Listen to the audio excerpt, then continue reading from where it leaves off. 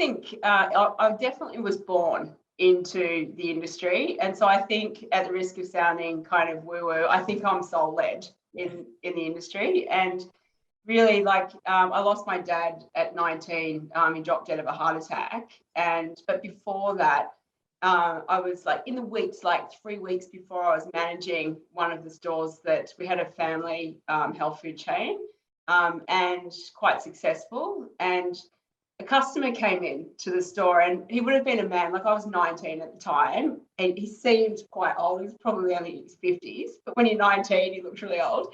And I can't remember what it was about, but I gave him a couple of things for his gut and for liver and so on. And anyway, a couple of days later, he came back, maybe a week later, and he said, I just wanted to come in and say thank you, you've changed my life.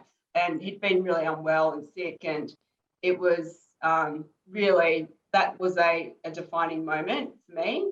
And then, of course, I lost my dad, like literally within a couple of weeks of that. I packed up, went traveling for 6 months, and then came back and decided that actually studying business at UTS wasn't my thing. And I went off to study naturopathy and get a Bachelor of Health Science.